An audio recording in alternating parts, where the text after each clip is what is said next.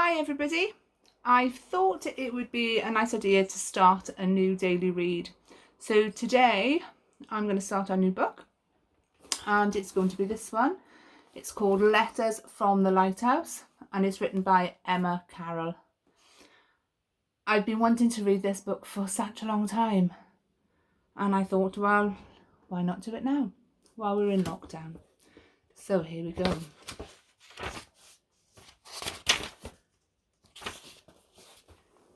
Keep calm and carry on. We were halfway through the news when the air raid started. It was a Friday in January. We were at the Picture Palace for 6 p.m, showing of The Mark of Zorro. All month, the Luftwaffe had been attacking us, their bombs falling on London like pennies from a jar. So the fact they couldn't hold off for just a few measly hours made me hate the Germans that little bit more. The cinema trip had been my sister Suki's idea, as most things were. We were all in need of cheering up that evening. After the tea, we'd just eaten at home. It was a wonder we were still alive. It's like brains, Cliff, my 8-year-old brother, said, lifting the pan lid to show us. It was probably only mincemeat and potatoes, but you never knew with Mum's dinners, especially the ones you had to reheat when she was working late. And Cliff relished gory details, being the sort who'd pick scabs off his knee just to see what was underneath. Ew. Well, you never get scabby knees, Olive, he said once. Like it was the biggest character flaw in the world. The truth was, I preferred reading books to running about in the street. I didn't see it as a weakness either. But we had to eat the horrid supper, of course. No one chucked food away with a war on, not even stuff that resembled brains. You simply pinched your nose and swallowed hard, then glugged down a glass of water afterwards. Suki, being the eldest and in charge, said we deserved a trip out. She'd already seen the film last week with a friend. It's the cat's pyjamas. You will both love it, she gushed. As we went around the house closing the blackout curtains, then to me teasingly, cheer up, it's going to be fun. People were always telling me I had a serious face because I was dark and thoughtful looking like my dad. What they really meant was I wasn't as pretty as Suki. And I didn't mind because I was proud of my big sister, not jealous. She was just as marvellous on the inside. Everyone seemed to think so. Is that better? I beamed up at Suki so she could tell how thrilled I was to be going out, especially with her. We didn't see nearly enough of her anymore. She'd recently got a pen pal and acted mysterious when letters postmarked Devon arrived addressed to her. We all guessed who she was writing to. Our next door neighbour, Gloria, had a younger sister called Queenie, who was 19 and lived in Devon. Having a pen pal was, according to Suki, all the rage. And like she was with anything new, Suki threw herself into it, kicking off her office shoes each night after work, then disappearing to her room to write. It wasn't the same as when we'd sent letters to Dad, where we each got to add our own line on the official blue army paper. Suki shut her door on us. These were her letters, hers and Queenie's. I often wondered what they had to say to each other that was so private and took up so much time. Once we'd got our coats and grabbed our gas masks from where they hung in the hallway, we were ready for the cinema. It was a cold, damp evening, and we were all done up in woolly hats and scarves. Cliff's mittens on string threaded through his coat dangled limp at the end of his sleeves, and he flapped them like wings to make us laugh. Such was my excitement, I didn't think to ask why Suki was buttoning up Mum's best green checkered coat rather than her own. She'd done her hair different too, curled like a film star's, and was wearing post-box red lipstick. It made her look older than 17 and rather like Mum. The Mum before Dad died, who styled her hair and wore makeup and could argue for England. By the time we reached the picture palace, the lights were already dimming. We'd only just found our seats, roquet, plush velvet that prickled the back of your knees, when the green maroon curtains swung apart with a squeak. First up was the newsreel. Every film show started like this, with 5 minutes of news from home and abroad. It was all very upbeat, with a proper English voice telling us everything would be all right, even if the film footage showed bomb sites and battlefields. I watched eagerly, chin in hand, as the big white titles and the word Pathé filled the screen. Suki, though, leapt to her feet. "Stay here," she whispered to us. "If I'm not back in 2 minutes, meet me in the foyer when the film's over." Just like that, she disappeared. I wonder where she's going. "She needs the love," Cliff said knowingly. "That supper's given her grief." "Oh, you're disgusting, you are," I replied, not taking my eyes from the newsreel. The footage was of men in RAF uniforms walking across an airfield. Immediately, it made me think of Dad. In August last year, we had a telegram from the War Office telling us Dad's plane had been shot down over France. 6 long months had passed of every day hearing someone in my family crying, and Mum getting sadder and thinner. I couldn't sleep through a whole night anymore. Often I barely slept at all. "Look for the light," Dad used to say when things were difficult. I did try. He died for his country, people said. He was a hero. Watching the news helped me believe this was true, and as I listened to what a mightily fine job our boys were doing, I could feel myself filling up with pride. Today's news switched from RAF men to a city somewhere abroad. I didn't catch where. The footage showed hungry-looking people queuing for food, flanked either side by soldiers. There was snow on the ground. The people in line wore star-shaped badges on their coats. I wonder if you know where they are. Watching, I began to feel uncomfortable instead of proud. The Pathé News voice, jolly and brisk, jarred with what I was seeing. These people weren't just hungry, but scared, and I could tell by their faces how desperate they were, and it made me horribly guilty for the fuss we'd made about our supper. Abruptly, the film stopped. The lights came up. I blinked at the announcement on the screen. "Air raid in progress. Please leave the theatre immediately. Head to the nearest shelter." And all that is written in capital letters. I know it's back to front to you, but all that's written in capital letters there. The author definitely wants that to stand out. "Blast it," I said, reaching for my coat and gas mask. "Come on, Cliff, we better find Suki." People began to leave, though not very quickly. All around us, seats thudded as they flipped upright. Coats were shaken out, hats pinned in place. There was a fair bit of complaining going on too. "Should we ask for our money back?" asked Cliff. "What?" I was still half thinking of those poor people in the newsreel. "Oh, we'll ask Suki. Keep hold of my hand." Weaving through the crowds, we headed for the foyer. It was then the seriousness of our situation sank in. Beginning to worry, I told myself this was no different from any other raid, and they were happening almost every day now.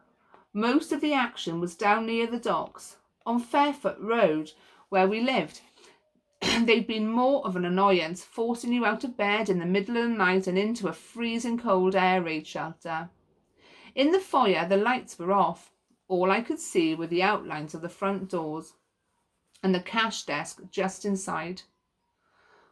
Already the space was filling up with people, but our sister wasn't one of them. "She can't still be in the labs," Cliff's hand felt sticky in mine. Oh, she's probably pondering her nose, I said, with a confidence I wasn't feeling. You've seen how glammed up she is tonight. She's the dead spit of Mum. She's got her best coat on, that's why. I tapped my foot anxiously. Oh, come on, Suki. As the last few people came out into the foyer, the mood seemed to change. People were hurrying, jostling into those already making their way out. Stop pushing, a man shouted like he was in charge. We'll get you all out. Just slow down. Holding Cliff's hand even tighter, I wasn't sure what to do. Stay and wait for Suki or go with everyone else to the nearest shelter. Someone was shining a torch at the floor to help guide people's feet. Then that went out too. A woman screamed, and though no one else joined in, you could feel the panic building. I took a deep breath, trying to keep calm. Stay here, Cliff. I'm going to find... A hand came down heavily on my shoulder. You, lassie, and you, laddie. It was the man in charge. What you dithering here for? I tried to explain. My sister's in the toilet. I've just checked the labs. Ain't nobody left inside but us, sweetheart. The second voice was a woman's. Two sets of hands steered us towards the door. Before I could shrug them off, we were out on the pavement. The noises, the smells of burning hit me at once. I felt a jolt of pure, cold fear. Up in the sky, searchlight beams crisscrossed the darkness. Already I could hear the faint crack of our guns as the German aircraft got closer, and fought the urge to cover my head protectively with my arms. I don't like it, Olive, Clive muttered. I don't either, and until we found Suki, I was the big sister, the responsible one. That was pretty alarming too. Don't worry, I told him. A stupid thing to say, but it was all I could think of. Suki's probably waiting for us in the shelter. We hurried down the street after the last few stragglers. By now, the roads were almost deserted. On the corner, an air raid warden waved frantically, the white stripes of his uniform dimly visible in the blackout. Hurry up, you lot, he shouted. What are you waiting for? Christmas? Still holding Cliff's hand, I crossed the road. Thankfully, there in front of us was the tube station, busy with men, women, a few little children who were heading through the entrance with packets of sandwiches and pillows under their arms. Moving amongst the crowd was a woman's Royal Voluntary Service person in her navy blue uniform, hurrying people inside. Come on, you two, she said, seeing Cliff and me on our own without a grown-up. I was glad to have an adult take charge. There's going to be cake and board games laid on tonight. It'll be quite a party down there. Cliff, liking the sound of it, reached out to take her hand. In doing so, he let go of mine. He was only a few paces ahead of me, going down the steps with a nice WRVS lady. I just happened to glance behind, at a sound, at a sense. Something. There was Suki, looking around in panic. The relief made my legs go weak. Suki! I yelled, waving madly. Over here! She was running away from the shelter, and fast too, faster than I'd ever seen her run before, her arms pumping like pistons. She didn't turn or slow down. I don't think she even heard me. The air raid warden was yelling now, Bomb incoming! Get down! He threw himself onto the pavement. I wasn't quick enough. The telltale whistling came next, an eerie silence. Then a whoom! As the bomb hit just a few hundred yards away. The ground rocked underneath me. Air was sucked from my chest, making me gasp and stagger backwards, though somehow I stayed on my feet. Glass smashed, bricks fell, planes droned onwards. Everything swirled dizzily together. For a moment, I didn't know which way the sky was. As the dust cleared, my stunned brain did too. 20 yards up or so ahead of was my sister. She was limping slightly, with one of her shoes missing, but still rapidly disappearing down the street. "Suki!" I cried again in frustration. "Wait! We're here!" She was searching for us. I was certain, and knowing her, she wouldn't think to keep herself safe. She'd stay out here, not giving up until she found us. This was what terrified me. Cliff would be all right in the shelter with the WRVS lady. What mattered was getting hold of Suki. Sidestepping the air raid warden as he got unsteadily to his feet, I ran after my sister. The warden shouted something. I didn't hear what. "Suki, slow down!" I cried, gas mask box bouncing at my hip. She too was she was too far ahead. A silly random thought came to me of how nice her hair still looked as it swung against the green of Mum's coat. Then panic. I'd never catch up with her. I'd a stitch in my side, and even hobbling with one shoe, she was still too quick for me. This part of the road had already been badly hit. The air was thick with brick dust and smoke, making me cough horribly. The road, full of potholes, was lined either side with blackened, shadowy shop fronts. Smashed glass from blown-out windows scrunched beneath my feet, and there was water everywhere, gushing past my feet. My ears were ringing. I felt lightheaded too, as if everything was unreal, like I was watching myself in a film. Still, the planes kept coming. Whoosh! Silence. You could count the beats between. Then, thud, as a bomb hit. I was angry at my own feeble legs for not going any faster, but eventually I had to stop. Doubling over, I gasped for breath. Up ahead, at last, Suki was slowing down too. Thank goodness. It was then I saw why. Emerging from an alleyway was a man I didn't recognise. He was tall, with slicked black hair, wearing a Macintosh belted tight around his middle. He looked wet through, like he'd waded through a river to get here. Suki went right up to him and shook his hand. I stopped in the middle of the street, confused. What was she doing? They were talking now. It didn't look like a normal chat about the weather either, because their heads were close together and the man kept glancing behind him. He gave Suki a piece of paper before taking her hand and squeezing it in both of his. Was she out searching for us then? Didn't look that way. All I knew was she'd left us in a hurry, and this was where she'd gone. Not to the toilet or the tube station, but to meet a young man.